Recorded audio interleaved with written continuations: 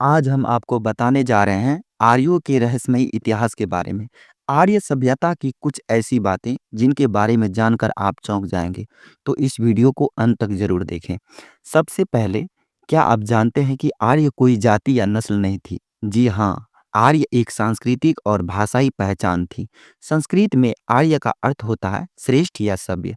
आर्य होना एक जीवन शैली का प्रतीक था जिसमें वीरता, शिक्षा और नैतिकता को महत्व दिया जाता था। यह बात तो तय है कि आर्यों का उद्देश्य केवल सांस्कृतिक और सभ्य समाज का निर्माण करना था, न कि किसी जाति विशेष का प्रतिनिधित्व करना। लंबे समय से यह माना जाता था कि आर्य भारत के बाहर से आए थे, लेकिन हाल की शोध बताते हैं कि आर्य भारत के ही मूल निवासी हो सकते हैं। सिंधु घाटी सभ्यता और वैदिक सभ्यता के बीच के संबंध इस बात को और मजबूत करते हैं। इस सिद्धांत के अनुसार आर्य आक्रमणकारी नहीं थे, बल्कि भारत की प्राचीन सभ्यता का ही अभिन्न हिस्सा थे। यह बात आर्य इतिहास को और भी रोमांचक बनाती है। आर्यों की यात्रा अपने आप में एक रहस्य है। वे घोड़े और रथ का उपयोग करने वाले पहले समुदायों में से एक थे। आपने सुना होगा कि संस्कृत भाषा और यूरोप की भाषाओं जैसे ग्रीक और लैटिन में कई समानताएं हैं। यह आर्य सभ्यता के फैलाव का एक बड़ा सबूत है। और सबसे दिलचस्प बात तो यह है कि ऋग्वेद में जिस सरस्वती नदी का उल्लेख मिलता है, वह आर्यों के लिए जीवन रेखा थी।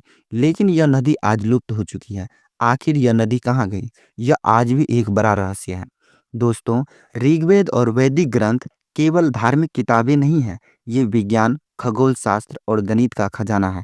इन ग्रंथों में ब्रह्मांड की उत्पत्ति, ग्रहों की गति और पृथ्वी की संरचना के बारे में जानकारी दी गई है। सोचिए, आज से हजारों साल पहले आर्य इन बातों को समझ चुके थे। वैदिक गणित जो आज भी इस्तेमाल होता है, आर्यों का ही दिया हुआ उपहार है। यह आपने आप में एक बहुत बड़ा चमत्कार है। ऋग्वेद में सरस्वती नदी को नदियों की मां कहा गया है। यह एक विशाल नदी थी जो हिमालय से निकलती थी, लेकिन हजारों साल पहले यह नदी गायब हो गई। वैज्ञानिकों का मानना है कि भौगोलिक बदलाव और जलवायु परिवर्तन के कारण इसकी वजह हो सकती है। सरस्वती नदी का लुप्त हो जाना आर्य सभ्यता के पतन का एक बहुत बड़ा कारण था। यह रहस्य आज भी वैज्ञानिकों के लिए बहुत चुनौती भरा हुआ है। आर्य सभ्यता तकनीकी और वैज्ञानिक ज्ञान में बहुत आगे थी। उन्होंने धातु विज्ञान में महारत हासिल की थी और लोहे का इस्तेमाल करने वाले सबसे पहले समुदाय में से थे। उनके यज्ञ कुंड ऊर्जा संतुलन और पर्यावरण संरक्षण के सिद्धांतों पर आधारित थे, और उनके रथ और हथियार उनकी युद्ध कौशल की ताकत थे। आर्य सभ्यता ने ही दुनिया को योग और ध्यान का तोहफा दिया। उनका मानना था कि योग के जरिए शरीर, मन और आत्मा को संतुलित किया जा सकता है। ऋग्वेद और उपनिषदों में ध्यान और योग का गहराई से उल्लेख भी मिलता है।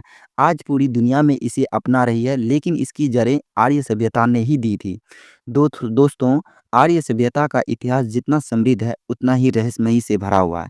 उनके ज्ञान, विज्ञान और जीवन शैली ने हमारी संस्कृति और परंपराओं को अमर बना दिया है। अगर आपको यह वीडियो पसंद आया हो तो इसे लाइक करें और शेयर ज़रूर करें। हमारे चैनल को सब्सक्राइब करना न भूलें, क्योंकि हम आपके लिए ऐसे ही रोचक कहानियाँ लाते रहेंगे। धन्यवाद।